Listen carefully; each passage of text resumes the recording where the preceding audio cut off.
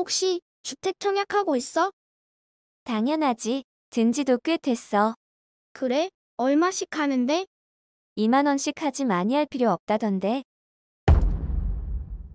그러면 안 된다고. 네, 안녕하세요. 오늘도 여러분에게 유익한 부동산 정보 알려드리는 여러분의 부활친구입니다.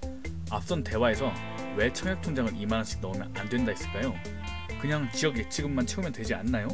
라고 생각하신 분들도 많으실 겁니다. 그래서 오늘은 청약통장에 대해 처음부터 끝까지 알려드리도록 하겠습니다.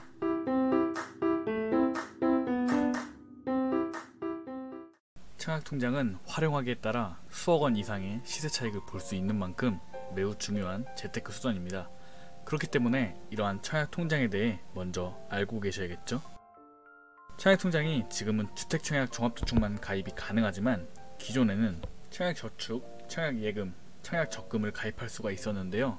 2009년 주택청약 종합저축이 출시되며 기존 세 종류 청약통장의 기능을 합치게 되었습니다. 기존 청약통장들의 기능을 보시면 청약저축은 전용 85 이하 공공주택만, 청약예금은 민영주택만, 청약부금은 전용 85 이하 민영주택만 청약이 가능했었습니다. 하지만 통합된 주택청약 종합저축은 공공, 민간 면적에 상관없이 모두 청약이 가능합니다. 그렇기 때문에 주택청약 종합저축을 기준으로 가입 조건부터 알려드리겠습니다. 주택청약 종합저축은 국내 거주자라면 연령 무관 가입이 가능합니다. 저축금액은 매월 2만원에서 50만원 이내로 자유롭게 납입이 가능합니다. 금액은 1,500만원까지는 일시 예치가 가능하나 그 이상인 경우에는 월 50만원 이내만 가능합니다. 또한 1인 1통장 제도로 기존의 청약통장이 있으신 분들은 이를 해지해야만 신규 가입이 가능합니다. 신규 가입 시에는 기존 청약통장의 가입 기간과 납입 금액이 인정되지 않으니 주의해주세요. 영상 서두에서 청약통장에 2만원을 납입하면 안 된다고 얘기했었죠. 그 이유를 아시려면 민간 분양과 공공 분양의 차이를 먼저 아셔야 합니다. 민간 아파트는 보통 여러분들이 알고 계신 브랜드 아파트가 있습니다. 자이, 레미안, 프루지오 등이 존재하겠죠. 민간 아파트는 대부분 가점제로 진행이 됩니다. 전용면적 85제곱을 초과하는 등에 따라 추첨제 물량도 물론 존재합니다. 공공 아파트는 LH, SH 등이 진행을 하는 아파트들이고요. 아무래도 그렇기 때문에 민간 분양하는 아파트들에 비해 저렴한 분양가가 특징입니다. 그리고 공공 분양은 민간과 다르게 가점제가 아닌 납입 인정금액과 납입 회차가 기준이 됩니다. 그런데 여러분이 선호도에 따라 그리고 청약 시점에 따라 민간 분양을 할지 공공 분양을 할지 여러분들도 모르는 일입니다. 공공 분양의 경우에도 최근에는 민간 브랜드가 참여하여 점점 인식을 바꾸려 노력하고 있기 때문이죠. 대표적인 예로 위례 자이더시티도 공공 분양입니다. 그렇기 때문에 매달 10만원씩 납입하는 것을 추천드리는 것입니다. 청약통장에 10만원씩 납입하면 공공 분양 청약에 유리하기 때문입니다. 아까 제가 공공 분양은 저축 총액, 납입 횟수가 당첨 우선순위를 결정한다고 했죠. 그렇기에 매달 2만원씩 납입하는 사람과 10만원씩 납입하는 사람은 효율성이 5배가 차이나게 됩니다. 그 이유는 청약통장 납입 인정금액은 1회당 최대 10만원이기 때문입니다. 지금 당장은 민간 분양만 생각하시는 분들도 공공 분양을 해야 할 때가 올 수도 있습니다. 공공 분양 아파트는 정책적으로 분양가가 저렴하게 나오기 때문에 당첨만 된다면 시세 대비 큰 차익을 얻을 수 있기 때문이죠. 그렇기 때문에 현재 2만원씩 넣고 계신 분들이 계시다면 10만원으로 증액해서 혹시 모를 미래를 준비하시길 바랍니다. 그렇다면 공공분양 1순위 요건 자세히 알아보도록 하겠습니다. 사실 요즘은 2순위는 의미가 없습니다. 특히나 수도권이라면 1순위에서 모두 마감이 진행되기 때문입니다. 이러한 요건들을 갖춘 1순위 중에서 전용 40초과가 저축총액이 많은 사람이 우선권을 가지고 그 총액은 단순 금액을 많이 넣는다고 되는 게 아닌 1회당 10만원씩을 인정한 총액이 많아야 하기에 계속적으로 10만원씩 청약통장에 매월 납입하라고 강조드리는 겁니다. 추가적으로 공공분양에서 60제곱미터 이하에 청약하시는 분들은 소득기준도 적용이 됩니다.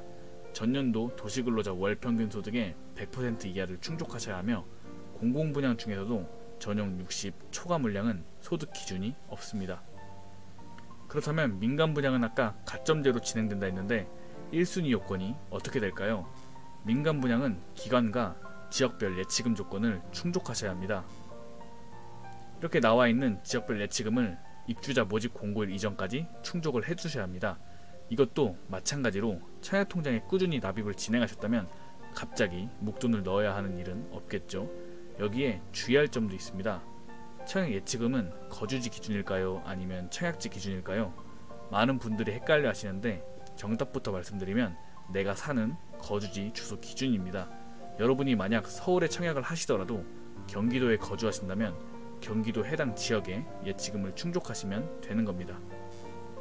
또한 개발사업의 종류에 따라 다르지만 보통은 지역에 따라 묶어서 청약이 진행됩니다.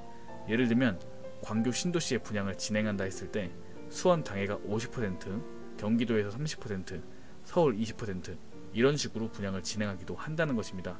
추가적으로 세종시와 평택시는 전국에서 청약이 가능한 지역입니다.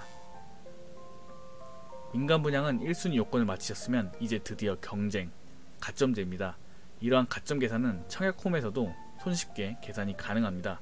본인이 부양가족이 많거나 가입기간이 기시다면 민간 분양의 당첨 확률이 높으신 거고, 본인이 무주택 세대원이며 청약통장 혹은 저축을 오랜 기간 10만원씩 납입해 오셨다면 공공분양의 당첨 확률이 높으시니 이를 잘 파악하고 강점이 있으신 부분으로 전략을 잘 세우실 수 있겠죠. 요즘은 로또 분양, 로또 청약 말들이 많지만 당첨의 기본은 미리 정보를 얻고 전략을 세우는 것입니다. 가령 당첨을 위해 지역을 미리 옮겨두는 분들도 계시고요. 기존의 청약통장을 증여받아 가점제 민간 분양에서는 입주자 저축 가입기간에서 플러스 점수를, 공공분양에서는 기존의 긴 기간 동안의 납입 인정 금액과 회차를 물려받을 수도 있겠죠. 미리미리 분양 예정지들을 알아두시고 상황에 따라 전략을 잘 세우시어 꼭 내 집 마련에 성공하시길 기원합니다. 부동산 알려주는 친구 채널에서도 청약 예정지들과 부동산에 대한 유익한 정보를 많이 업로드할 예정이니 구독과 좋아요 부탁드립니다. 알람 설정까지 진행하시면 빠르게 부활친구에 업로드된 영상을 보실 수 있으십니다. 오늘도 여러분의 부활친구였습니다. 시청해주셔서 감사합니다.